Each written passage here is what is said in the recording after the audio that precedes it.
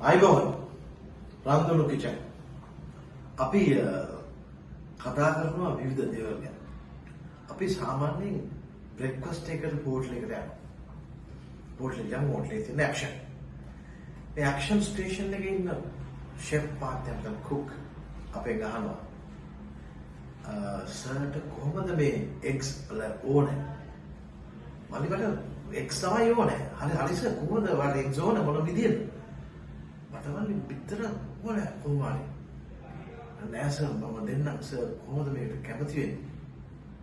එතකොට එයා කියනවා සර්ට ඕනේ OECද එහෙම නැත්නම් sunny side upද both sides. එහෙමනම් මට දෙන්න බිත්තරයක් නෑ සර් විතරම 2x අපි යනවා 2x both sides sunny side up or OEC මේක තමයි අපි ඉල්ලන්න ඕනේ ක්‍රමය. එතකොට අපිට වෙන විදිහ තියන්න පුළුවන්. නමුත් අපි හෝටලයකට ගියාම බ්‍රෙක්ෆාස්ට් බුෆේ එකක් විතරම තියෙන්නේ ඇමරිකන් බ්‍රෙක්ෆාස්ට්. එතකොට කොන්ටිනෙන්ටල් බ්‍රෙක්ෆාස්ට්, ඔරියන්ටල් බ්‍රෙක්ෆාස්ට් කියලා බ්‍රෙක්ෆාස්ට් වර්ග තියෙනවා. ඉංග්‍රීසි බ්‍රෙක්ෆාස්ට්. මේකෙන් ඇමරිකන් බ්‍රෙක්ෆාස්ට් එකේ මූලික අංගය තමයි eggs. eggs විවිධ ක්‍රම වලින් තියෙනවා. අපි අද කතා කරන්නේ fried eggs OEC එහෙම නැත්නම් fried eggs sunny side up. මේ විදිහට තමයි sunny side up කියන එක තියෙන්නේ. ඒතර මේක කෑමට අපි භාවිතා කරන්නේ නිතරම knife and fork.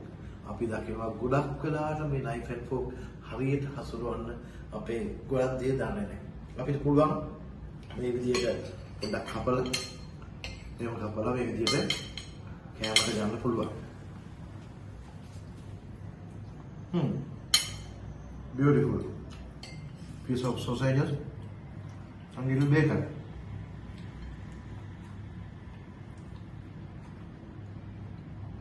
අපි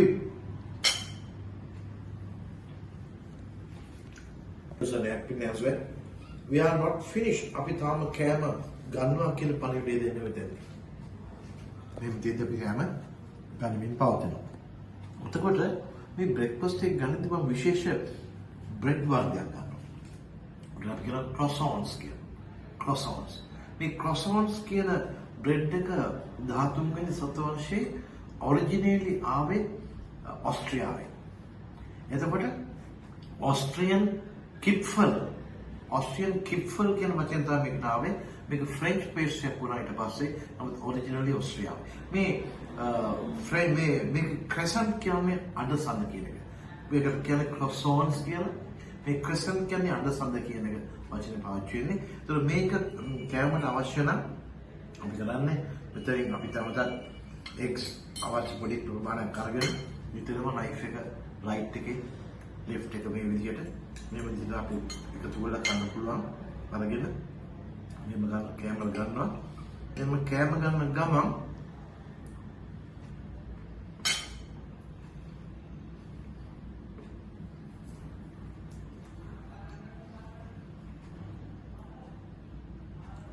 take a small piece of croissant and butter ගාලා අපිට මේ මම ගන්න පුළුවන්.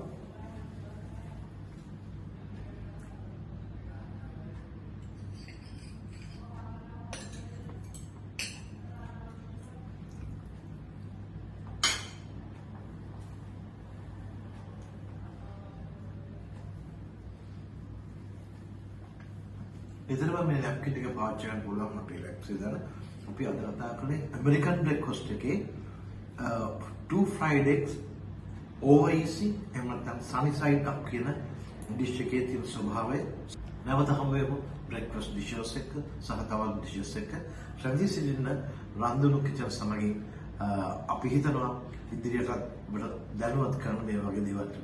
එසේනම් ආයුබෝවන්.